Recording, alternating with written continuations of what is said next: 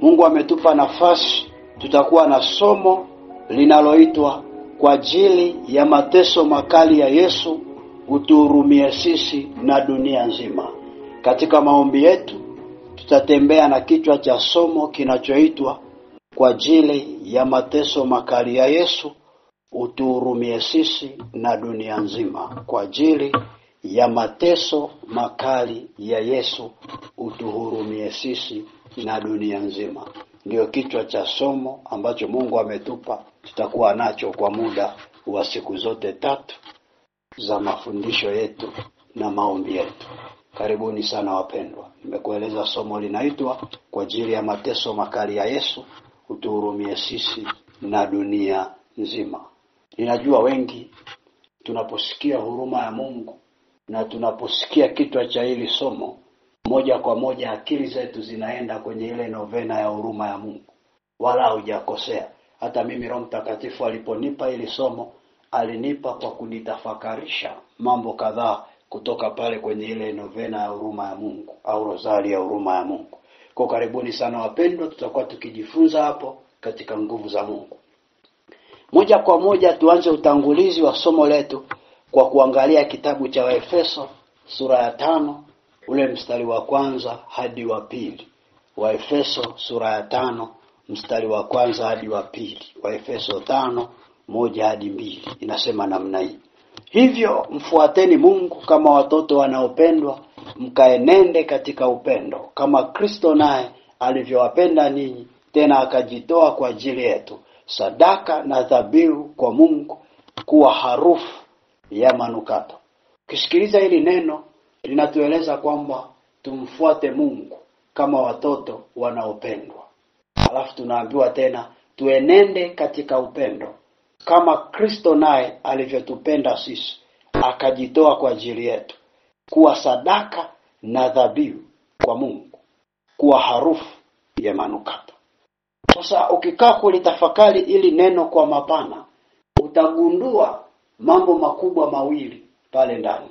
Ukikaa kulitafakari ili neno kwa mapana, utagundua mambo makubwa mawili pale ndani. Jambo la kwanza utakaloligundua ni sisi ni watoto tunaopendwa na Mungu. Hilo ni jambo la kwanza utaloligundua, kwamba sisi, yani mimi na wewe, ni watoto tunaopendwa sana na Mungu. Kwa wewe hapo ulipo unapendwa sana na Mungu, na mimi pia hapa nilipo ninapendwa sana na Mungu. Na ndio maana inasema mfuateni Mungu kama watoto wanaopendwa. Kwa hiyo tunapendwa sana na Mungu. Naomba useme haya maneno. Sema mimi ninapendwa sana na Mungu. Sema mimi ninapendwa sana na Mungu. Alafu jambo la pili ambalo utaligundua ni upendo wa Kristo ndio uliomfanya Kristo mwenyewe akajitoa kuwa sadaka ya kutukomboa. Upendo wa Mungu, kwa lugha nyepesi, upendo wa Mungu ndio uliomfanya Kristo akajitoa sadaka ya kutukomboa. Upendo wa Mungu ndio uliomfanya Kristo akajitoa sadaka ya kutukomboa. Kwa hiyo kitu cha pili utakachokiona pale ndani ni kwamba Yesu alijitoa, alijisadaka, alijidhabihu. Kilichomgusa Yesu kujitoa sadaka ni kwa sababu ya ule upendo alio nao Mungu kwetu sisi wanadamu.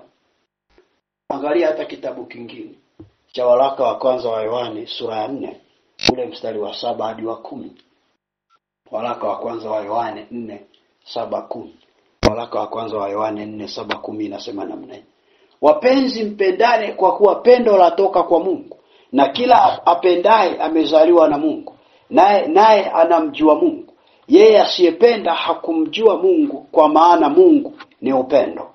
Katika hili pendo la Mungu lilionekana kwetu, kwamba Mungu amemtuma mwanawe pekee ulimwenguni ili tupate uzima kwa yeye. Hili ndilo pendo, si kwamba sisi tulimpenda Mungu, bali kwamba yeye alitupenda sisi akamtuma mwanawe kuwa kipatanisho kwa dhambi zetu. Kwa hiyo unapata kuelewa kwenye haya maneno kwamba upendo ulitoka kwa Mungu, na Mungu alitupenda sisi kwanza kabla ya sisi hatujampenda yeye. Nasema hivi, upendo ulitoka kwa Mungu. Na Mungu alitupenda sisi kwanza kabla ya sisi hatujampenda yeye.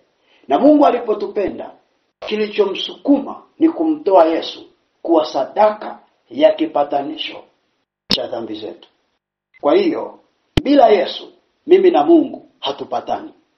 Ila ukimweka Yesu ndio inatengeneza upatanisho kati yangu mimi na Mungu. Na kilichomsukuma Mungu kumfanya Yesu kuwa sadaka ya kipatanisho ni upendo. Na kilichomsukuma Yesu kukubali yeye kuwa sadaka ni upendo.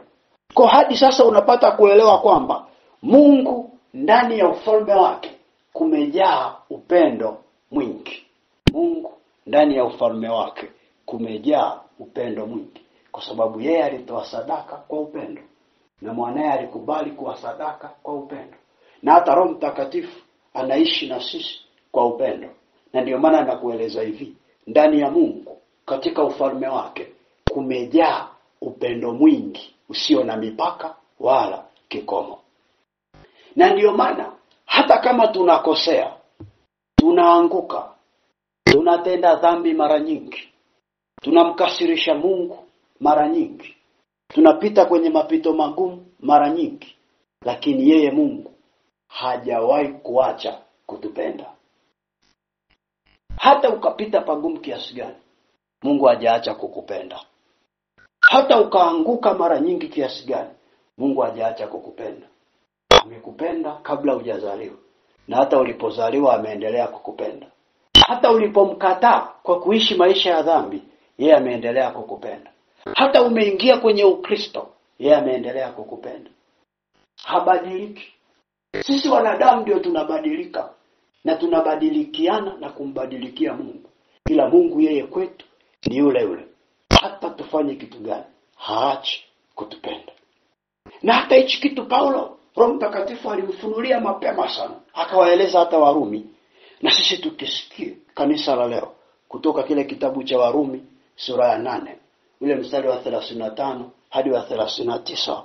Warumi sura ya 8 mstari wa 35 hadi wa 39. Warumi 8:35-39 inasema namna hii: ni nani atakayetutenga na upendo wa Kristo? Je, ni dhiki au shida au adha au njaa au uchi au hatari au upanga? Anauliza, ni nani au ni nini? Ni nani atakayetutenga na upendo wa Kristo? Ni nani? Hakuna. Anaanza kutafakari, je, ni dhiki itatutenga na upendo wa Kristo? Anapata jibu, hakuna. Ni shida? Hakuna. Ni adha? Hakuna. Ni njaa? Hakuna. Ni uchi, yani kukosa mavazi, kutakutenga na upendo wa Kristo? Hakuna. Hatari, upanga? Hakuna. Afu anaendelea kusema, kama ilivyoandikwa kwamba kwa ajili yako tunauawa mchana kutwa, tumehesabiwa kuwa kama kondoo wa kuchinjwa. Umeona anachosema? Kwamba kwa ajili yako Yesu tunauawa mchana kutwa, tumehesabiwa kuwa kondoo wa kuchinjwa. Ina maana tunapitia vita vingi, tunapitia majaribu mengi mchana na usiku. Vita vinatuzunguka. Na ndio maana ukiamka asubuhi ni vita tumekusha, mashambulizi. Ukikaa mashambulizi, simu zinazopigwa za mashambulizi, watu wanaokuzunguka ni mashambulizi. Kila eneo mashambulizi na vita imekuzunguka kila kona. Lakini Paulo anasema katika mambo haya yote tunashinda, na zaidi ya kushinda, katika yeye aliyetupenda. Kwa tafsiri nyingine ni kwamba hata kama vita itatuzunguka kiasi gani, ushindi tumehakikishiwa kwa ajili kitu kimoja tu, upendo wa Kristo. Na anasema, maana nimekwisha kujua hakika ya kwamba wala mauti, wala uzima, wala malaika, wala wenye mamlaka, wala yaliopo, wala yatakao kuwapo, wala wenye uwezo, wala yaliyo juu, wala yaliyo chini, wala kiumbe kingine chochote hakitaweza kututenga na upendo wa Mungu ulio katika Kristo Yesu Bwana wetu. Hakuna kitakachokutenga na upendo wa Mungu ulio katika Kristo Yesu Bwana wetu. Sema amen. Hakuna kitakachokutenga na upendo wa Mungu. Hata kama utaanguka kiasi gani, vita itakuzunguka kiasi gani, mashambulizi yatakuwa kiasi gani? Utatengwa kiasi gani? Hakuna kitakachokutenga na upendo wa Mungu. Sema amen. Upendo wa Mungu ndio uliotutengenezea huruma ya Mungu. Upendo wa Mungu ndio uliotutengenezea huruma ya Mungu. Upendo wa Mungu ndio uliotutengenezea huruma ya Mungu. Huruma ya Mungu ni kitu gani? Huruma ya Mungu ni kitu gani? Huruma ya Mungu ni kitendo cha kupewa neema ya kusaidiwa na Mungu katika kila jambo la maisha yako hadi yale usiyostahili kusaidiwa. Huruma ya Mungu ni kitendo cha kupewa neema ya kusaidiwa na Mungu katika kila jambo la maisha yako hadi yale usiyostahili kusaidiwa. Kwa tunapokuwa tunaongelea kitu cha huruma ya Mungu, tunapokuwa tunaongelea kile kitendo cha Mungu kukupatia neema ya wewe kusaidiwa na yeye kama Mungu, na anakusaidia katika kila jambo la maisha yako hadi yale ambayo haukustahili akusaidie, ila anakusaidia. Kwa hiyo kinachomgusa Mungu akusaidie sasa katika kila kitu, hata usichostahili, ila yeye anakusaidia, ni kwa sababu ya kitu kinachoitwa huruma ya Mungu, ile huruma iliyoko ndani yake. Huruma ya Mungu inasukumwa na upendo wa Mungu. Huruma ya Mungu inasukumwa na upendo wa Mungu. Mungu hawezi kukuhurumia kama hakupendi. Na ndio maana hata mwanadamu mwenzako hawezi kukuonea huruma kama hakupendi. Utamuomba, utamlilia, utafanya kila unachotaka, ila mtu kama hakupendi hawezi kukuonea huruma. Na Mungu kwa sababu yeye ana upendo, na ndio maana kitu cha huruma kiko automatiki kwa kila mwanadamu. Haijalishi anastahili au hastahili, Mungu kwake anamhurumia kwa kumsaidia kwenye kila kitu. Ukweli wa kibiblia ni kwamba haki inayotupa kibali cha kupokea msaada kutoka kwa Mungu katika shida mbalimbali tulizo nazo ni usafi wa moyo. Usafi wa moyo ndiyo haki inayokupa kibali cha kupokea msaada kutoka kwa Mungu.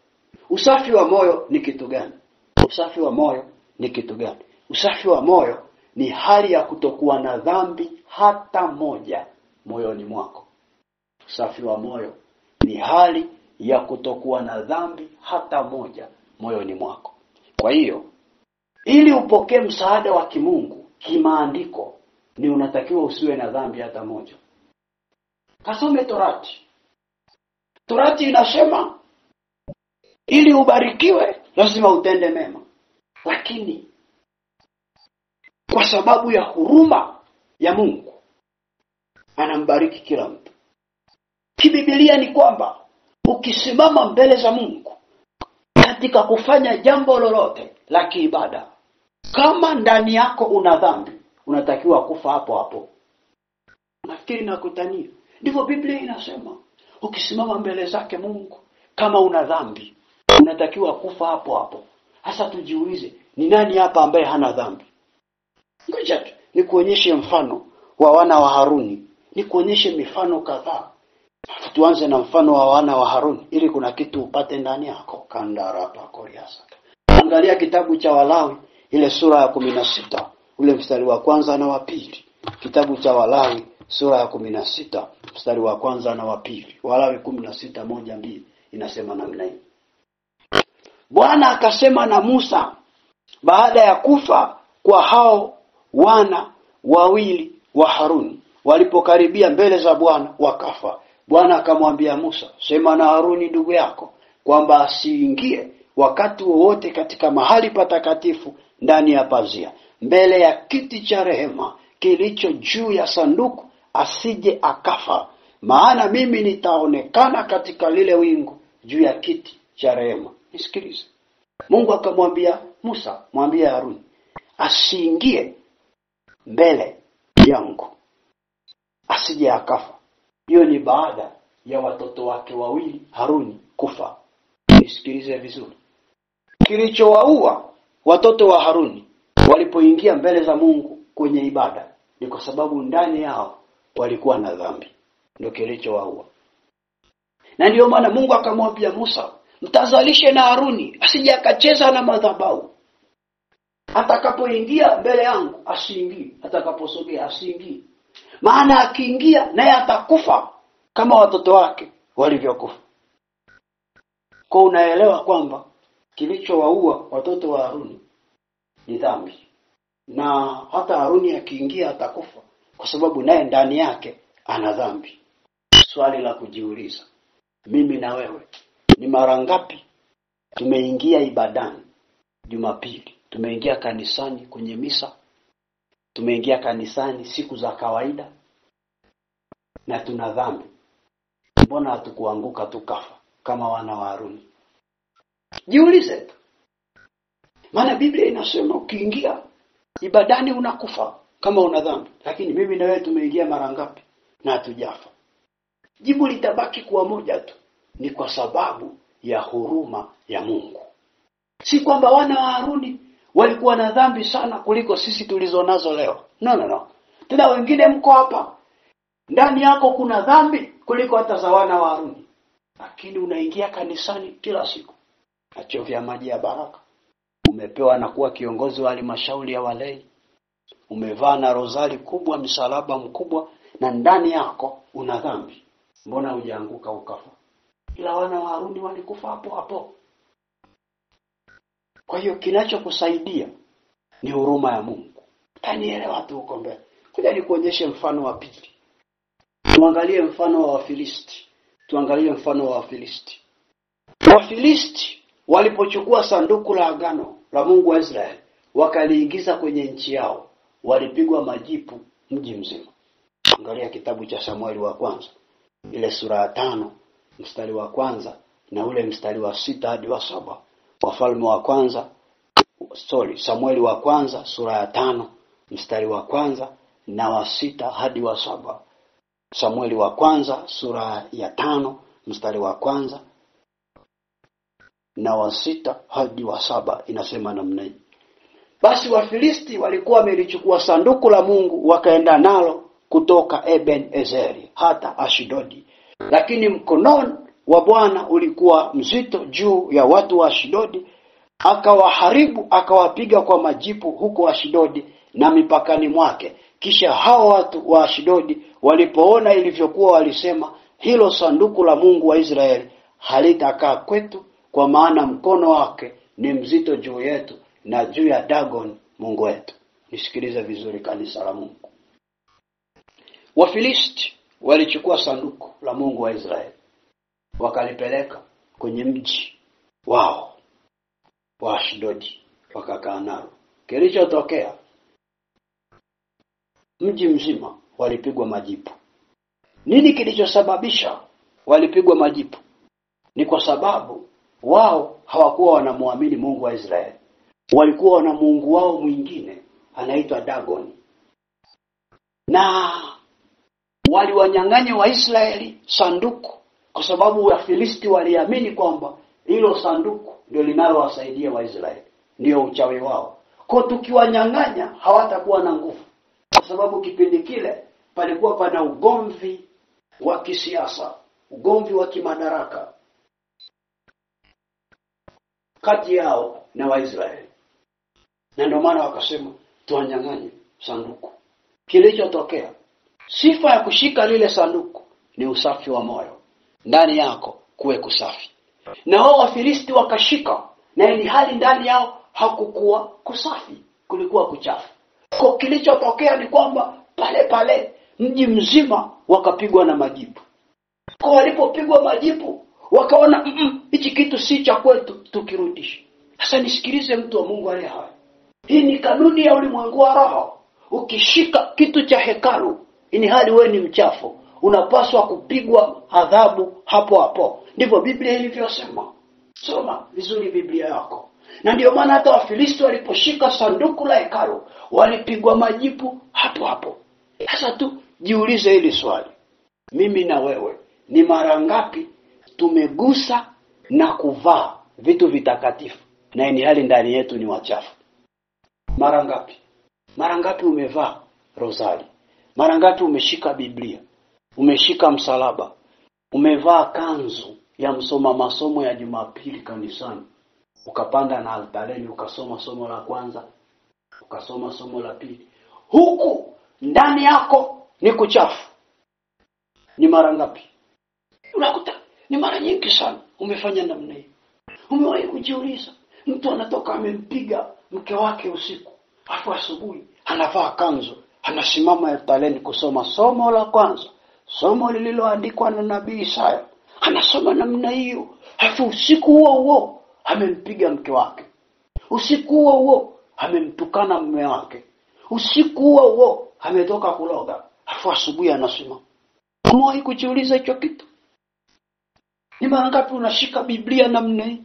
Na hii hali ndani yako umejaa dhuluma, umejaa hali za uovu. Mbona haukupigwa majibu? Ila Wafilisti kawaulize, wao waliposhika nini kilitokea? Walipigwa hapo hapo. Mbona wewe umefanya hivyo na hujapigwa? Ni kwa sababu ya huruma ya Mungu. Jibu litabaki pale pale tu. Ni kwa sababu ya huruma ya Mungu. Ndio iliyokufanya uwe hapo ulipo. Si kwamba wewe ni mwema kuliko Wafilisti. Ni huruma ya Mungu imekuhurumia. Tanielewa tu. Kuja nikuonyeshe mfano mwingine. Tuangalie mfano wa Mariam na Haruni. Mfano wa Mariam na Haruni kwenye kile kitabu cha Hesabu sura ya 12, ule mstari wa kwanza hadi wa 10. Hesabu 12 mstari wa kwanza hadi wa 10 inasema namna hii. Kisha Miriam na Haruni wakamnenea Musa kwa sababu ya mwanamke Mkushi aliyekuwa amemuoa, maana alikuwa amemuoa mwanamke Mkushi. Wakasema, je, ni kweli Bwana amenena na Musa tu, hakunena na sisi pia? Bwana akasikia maneno hayo. Basi huyo Musa alikuwa mpole sana zaidi ya wanadamu wote waliokuwa juu ya uso wa nchi. Bwana akanena ghafla na Musa na Haruni na Miriam na kuwaambia, tokeni nje ninyi watatu mwende hemani mwakukutania. Basi hawa watatu wakatoka nje. Bwana akashuka katika nguzo ya wingu, akasimama pale mlangoni pa hema, akawaita Haruni na Miriam, nao wakatoka nje wote wawili. Kisha akawaambia, sikilizeni basi maneno yangu, akiwapo nabii kati yenu, mimi Bwana nitajifunua kwake katika maono, nitasema naye katika ndoto. Sivyo ilivyo kwa mtumishi wangu Musa, yeye ni mwaminifu katika nyumba yangu yote. Kwake nitanena mdomo kwa mdomo, maana wazi wazi, wala si kwa mafumbo. Na umbo la Bwana yeye ataliona.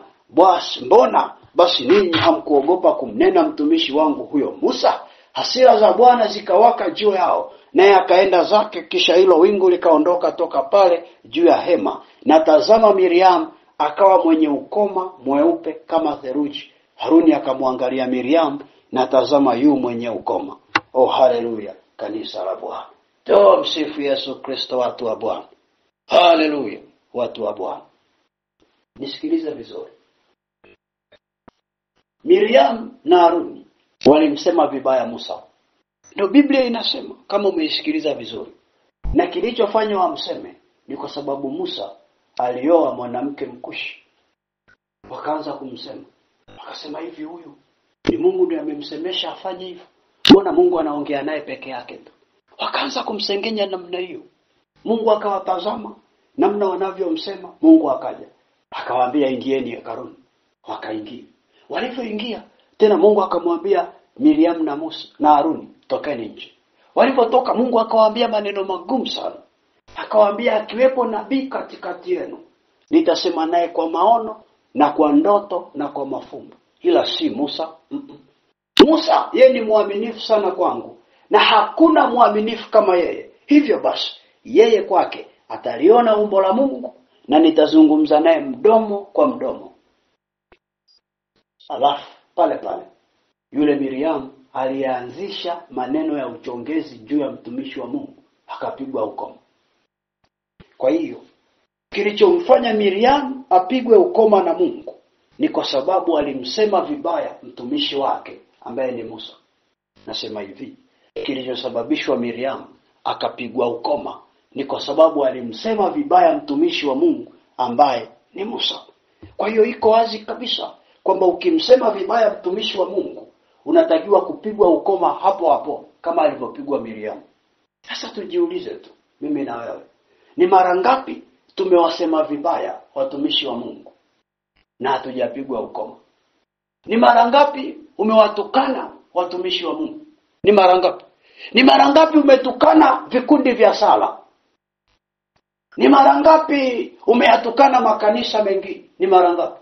Lakini mbona hujapigwa ukoma?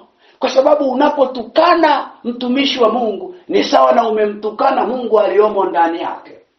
Unapolitukana kanisa ni sawa na umemtukana Mungu anayeabudiwa ndani ya hilo kanisa. Unapotukana sakramenti, ni sawa na umemtukana Mungu anayeadhimishwa ndani ya hiyo sakramenti. Na ndiyo maana unahitaji kuelewa ili kusaidie. Sheria ya ulimwengu wa roho iko wazi kwamba ninapotukana imani, ninapotukana mtumishi, ninapotukana kanisa, nafaa kupigwa ukoma hapo hapo. Mbona hujapigwa? Jibu linabaki pale pale. Huruma ya Mungu ni ambayo imekufanya usipigwe uwe hivyo ulivyo hadi leo. Kandarabu shakara. Nakupa tu hii mifano ili kusaidie kuelewa, uone tu jinsi ambavyo huruma ya Mungu ndiyo kila kitu. Ngoja nikupe mfano wa mwisho. Mfano wa mwisho wa Anania na Safira. Nikupe mfano wa mwisho wa Anania na Safira katika kile kitabu cha Matendo ya Mitume sura ya 5 mstari wa 1 hadi wa 10. Matendo ya Mitume 5:1 hadi 10 inasema namna hii. Lakini mtu mmoja jina lake Anania pamoja na Safira mkewe aliuza mali. Akazuia kwa siri sehemu ya thamani yake. Mkewe naye akijua haya akaleta fungu moja akaliweka miguuni pa Petro. Alipoleta ikawaje? Petro akasema, Anania, kwa nini shetani imekujaza moyo wako kumwambia uongo Roho Mtakatifu na kuzuia kwa siri sehemu ya thamani ya kiwanja? Kilipokuwa kwako hakikuwa mali yako, na kilipokuwa kimekwisha kuuzwa thamani yake haikuwa katika uwezo wako. Ilikuwaje hata ukaweka neno hili moyoni mwako, hukumwambia uongo mwanadamu bali Mungu?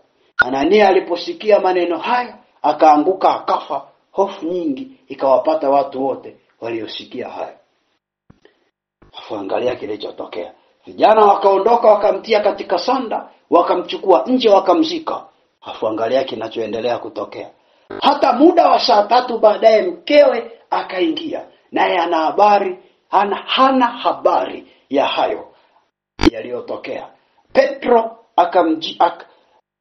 akaingia naye hana habari yaliyotokea. Petro akamjibu, niambie, mlikiuza kiwanja kwa thamani hiyo? Akasema ndio, kwa thamani hiyo. Petro akamwambia, imekuwaje hata mkapatana kumjaribu Roho wa Bwana? Angalia miguu yako waliomzika, mumeo ipo mlangoni, nao wakamchukua nje, watakuchukua nje wewe nawe. Mara akaanguka miguuni pake akafa. Wale vijana wakaingia wakamkuta amekufa, wakamchukua nje wakamzika pamoja na mumewe.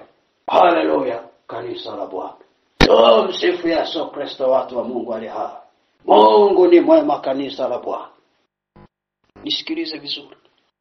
Anania na Safira ni wanandoa ambao waliuza kiwanja. Roho ya tamaa ikawaingia, wakaficha. Biblia inasema alianza mwanaume kupeleka sadaka kwa Petro aliyekuwa kiongozi wa kanisa kwa wakati ule. Petro akamuuliza, hiyo uliyoleta ndiyo yote? Akasema ndio. Kwa sababu akawa amesema uongo, Biblia inasema alianguka akafa pale pale. Yeye alizania anamdanganya Petro, lakini Petro alimwambia, hukunidanganya mimi, hukumdanganya mwanadamu, umemdanganya Roho Mtakatifu. Kwa lugha nyingine ni kwamba unapoficha sadaka kwa kuzania umemkomoa mtumishi, kwa kuzania unapambana na mtumishi, unakuwa unapambana na Roho Mtakatifu na sio huyo mtumishi. Nasema hivi, unapoacha kutoa sadaka kwa ajili ya wanadamu, unakuwa unapambana na Roho Mtakatifu na sio hao wanadamu. Ndio kilichotokea kwa Anania. Alidhani anaficha sadaka kwa kuwadanganya wakina Petro, lakini Petro anasema hukuwadanganya wanadamu, ulimdanganya Roho Mtakatifu. Kilichotokea akaanguka akafa pale pale. Akaja mke wake naye akafanya vile vile, naye pia akafa. Kwa lugha nyepesi ni kwamba kibibilia inapotokea umeficha sadaka, umeacha kutoa zaka, fungu la 10, unatakiwa uanguke na kufa hapo hapo. Kandarabushakarabasiki. Hawa hawakufa kiroho, walikufa kimwili. Usije ukasema natakiwa nife kiroho. No, kimwili. Unatakiwa ufe, mwili wako tukauzike. Maana walianguka chini, miili yao ikaokotwa, ikaenda kusikwa. Kwa sababu moja tu, walificha sadaka. Swali la kujiuliza tu, kama kawaida yetu, ni mara ngapi umeficha sadaka? Ni mara ngapi haujatoa sadaka kwa ukamilifu? Na hata hapa tunasema tutoe sadaka, tuko kipindi cha maombi ya sadaka. Kuna watu hamjatoa na mnasikiliza, na si kwamba hamna cha kutoa. Nisikilize vizuri. Kila unapoacha kutoa zaka, ulipaswa ufe. Hujafa, upo paka leo. Kwa nini hujafa? Kwa sababu moja tu, huruma ya Mungu. Huruma ya Mungu. Huruma ya Mungu ndio kila kitu kwenye maisha ya mwanadamu. Na ndio maana nimekupa mifano mingi. Hawa ndugu zetu wengi walipigwa na adhabu, ni kwa sababu hapakuwa na huruma ya Mungu iliyojifunua katika agano la kwao. Na ndio maana mifano mingi niliyokupa ukijaribu kuifuatilia, utaona ni agano la kale. Na agano la kale halikuwa agano la msamaha wa dhambi, halikuwa agano la neema. Maana neema ndio iliyokuja na msamaha wa dhambi. Na ndani ya msamaha wa dhambi kuna huruma ya Mungu. Sisi tupo leo kwenye agano la msamaha wa dhambi, yani agano lenye huruma ya Mungu. Kuja nikuonyeshe kitabu cha Isaya sura ya 53, ule mstari wa 2 hadi wa 5. Isaya 53:2-5 inasema namna hii: maana alikuwa mbele zake kama mche mororo na kama mizizi katika nchi kavu. Yeye hana umbo wala uzuri, na tumuonapo hana uzuri hata tumtamani. Alidharauliwa na kukataliwa na watu, mtu wa huzuni nyingi, ajuaye sikitiko, na kama mtu ambaye watu humficha nyuso zao. Alidharauliwa hata hatukumhesabu kuwa kitu. Hakika ameachukua masikitiko yetu, amejitwika huzuni zetu.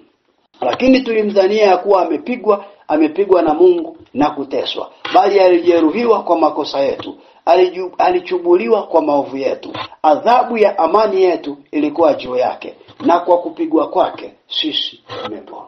Kwa tunaona kwenye kitabu cha Isaya kwamba Yesu alifanyiwa mambo mengi sana, na yote alifanyiwa kwa lengo moja tu: mimi na wewe tupone, mimi na wewe tusamehewe dhambi. Hasa kipindi wanaishi ndugu zetu wa agano la kale, palikuwa bado hayajafunuliwa haya mambo katika imani na katika mwili, hayajatokea. Lakini kwangu na kwako tayari yamekwisha kutokea. Nisikilize vizuri. Kwa kama kwangu na kwako yametokea, kwa tunaishi katika mfumo wa ufadhili wa kiagano la msamaha wa dhambi. Na ndio maana hata inapotokea tumekula sadaka, hatuanguki tukafa. Inapotokea tumetukana vitu vya Mungu, hatupigwi ukoma kama Miriam. Inapotokea tumefanya makosa kama ya Wafilisti ya kushika vitu vya hekalu na ni hali si ni wachafu, hatupigwi majipu. Kwa nini? Kwa sababu kwangu na kwako tuko kwenye agano la huruma ya Mungu. Kwa ile huruma ya Mungu ndiyo ambayo inafunuliwa kiasi ambacho adhabu ya Mungu haikupigi. Kinachotokea ni neema inayokuvuta kwenye msamaha wa dhambi. Kandarapa koriandarabushaka. Na ndio maana moja ya kazi alizozifanya Yesu msalabani ni kuchukua madhaifu yako, ni kuchukua mateso yako, ni kuchukua uchungu wako, ili wewe uwe salama. Na ndio maana alifanyika dhaifu ili mimi niwe salama. Alichukua mateso ili mimi nisiteseke. Alichukua kilio ili mimi nisilie. Angalia hata Wakorintho wa pili. Wakorintho wa pili, ile sura ya 1 mstari wa 3 hadi wa 5. Wakorintho wa pili 1:3-5. Tumalizie na ile andiko afu tuombe. Inasema namna hii: na ahimidiwe Mungu wa Bwana wetu Yesu Kristo, Baba wa rehema, Mungu wa faraja yote, atufarijie katika dhiki zetu zote, ili nasi tupate kuwafariji wale walio katika dhiki za namna zote kwa faraja hizo tunazofarijiwa na Mungu. Kwa kuwa kama vile mateso ya Kristo yanazidi kwetu, vivyo hivyo faraja yetu inazidi kwa njia ya Kristo. Kitu ninachotaka usikie ni kwamba anahimidiwa Mungu wa Yesu Kristo, ambaye ndani yake alichukua dhiki kwa ajili ya sisi tusiwe na dhiki. Kwa hiyo hupaswi kuwa na dhiki, kwa sababu Yesu alichukua dhiki kwa niaba yako. Kuna watu hawajaelewa. Nasema hivi, hupaswi kuwa na matatizo, kwa sababu Yesu alichukua matatizo kwa ajili yako. Na ndio maana siku ya leo tunaposimama mahali hapa, tunapaswa kuomba huruma ya Mungu, ili kama kwenye maisha yetu kuna dhiki, huruma ya Mungu ikajifunue kwa ajili ya mateso makali ya Yesu. Tukafunuliwe huruma ya kuondolewa kwenye hayo mateso, tukafunuliwe huruma ya kuondolewa kwenye hiyo dhiki, tukafunuliwe huruma ya kuondolewa katika hicho kibano tulichobanwa na adui wakati huu. Na ndio maana kama unanisikiliza na kuna kibano kiko mbele yako, kuna mateso yako mbele yako, kuna uchungu uko mbele yako, kuna dhiki iko mbele yako, iko habari njema mahali hapa. Kwa kupigwa kwake wewe ulipona. Kwa ajili ya mateso yake huruma imefunuliwa kwa ajili yako. Isogelee leo huruma ya Mungu, isogelee leo huruma ya Mungu. Ndio itakuwa mwisho wa changamoto zako.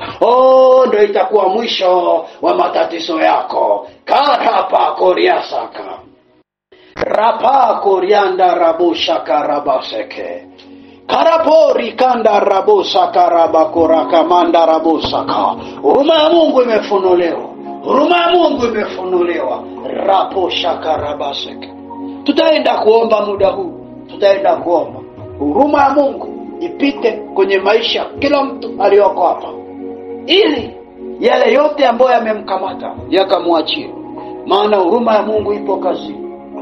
Na moja ya kazi ya huruma ya Mungu si kukufanya uendelee kuishi katika makosa, ila ni kukuvuta katika msamaha na kukufanya uwe salama ndani na nje.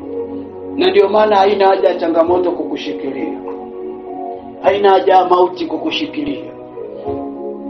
Na pia kama unanisikiliza, una jambo lako lolote lile limekwama, aidha una biashara yako imekwama, una watoto wako wamekwama, una ujenzi umekwama, una kitu chochote kile kimekwama, unahitaji kukiombea huruma ya Mungu, ili Mungu aingilie kati, afunue huruma yake upate kuwa salama.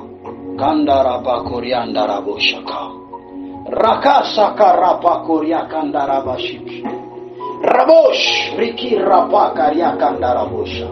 Mungu li hai katika jina la Yesu.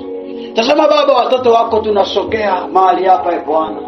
Mungu, tunaomba huruma yako, tunaomba huruma yako, tunaomba huruma yako.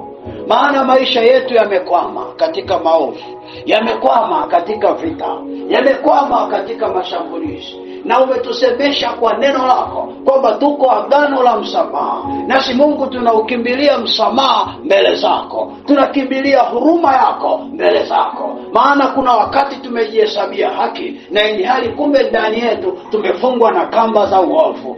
Mungu li hai, katika jina la Yesu tunaomba rehema, tunaomba rehema, tunaomba toba, tunaomba toba kwa ajili ya maisha yetu. Endelea kuomba mtu wa Mungu, usinisikilize tu, endelea kuomba. Tunaomba toba Bwana, tunaomba Mungu tusamehe kwa msaada wa damu ya Yesu, kwa msaada wa damu ya Yesu. Kila mahali ambako tumekwama, kila mahali ambako tumetekwa, kila mahali ambako tumetekwa, tunaomba huruma yako ishuke, huruma yako ishuke, huruma yako ishuke. Maana roho zetu zimetekwa, roho zetu zimetekwa, maamuzi yetu yametekwa.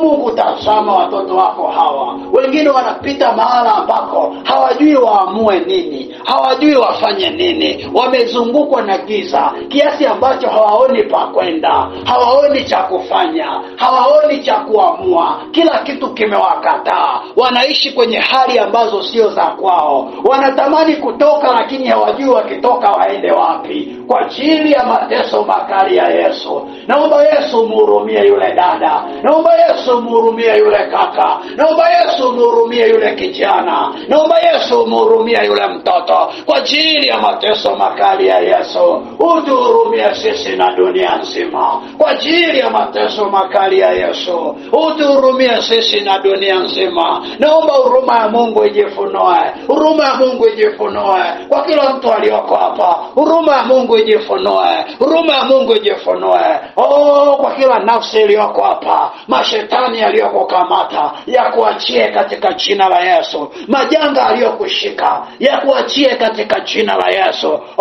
Giza lililokuzunguka likuachie katika jina la Yesu. Naomba huruma ya Mungu ikufungulie njia, ikufungulie ukurasa mpya wa maisha, ikufungulie lango la kutokea. Maana yamkini hauoni lango, yamkini hauoni lango, umezungukwa na mauti. Naomba huruma ya Mungu ikufungulie mlango katika jina la Yesu. Huruma ya Mungu na kuombea ikufungulie mlango, ikufungulie mlango ili uweze kutoka hapo, ili uweze kutoka hapo katika jina la Yesu, katika jina la Yesu, katika jina la Yesu. Hata kama kuna nguvu za giza ambazo zimechangia wewe kuwa hapo, huruma ya Mungu ipambane ikuachilie huru leo.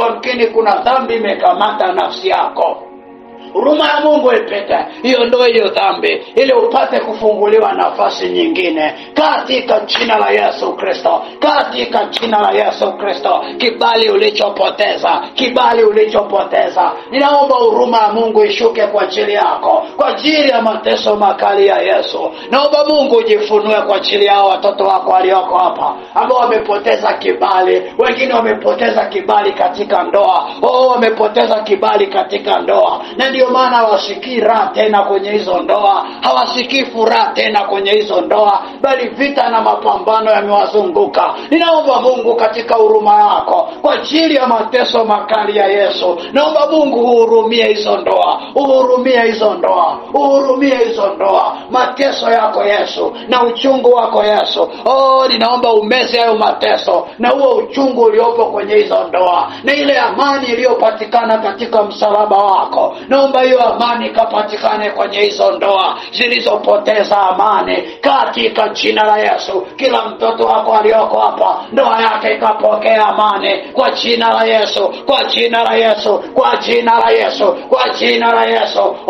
Mungu, tazama wako watoto wako Bwana, wamekuwa watumwa wa fedha, wamekuwa watumwa wa fedha. Uchumi unawasumbua, uchumi unawatesa na kuwanyanyasa kwa ajili ya mateso makali ya Yesu. Ninaomba huruma ya Mungu kwa ajili ya mifumo ya uchumi wa taifa la Tanzania. Naomba huruma ya Mungu kwa ajili ya mifumo ya uchumi ya taifa la Tanzania, maana mifumo ya uchumi wa taifa imeyumba.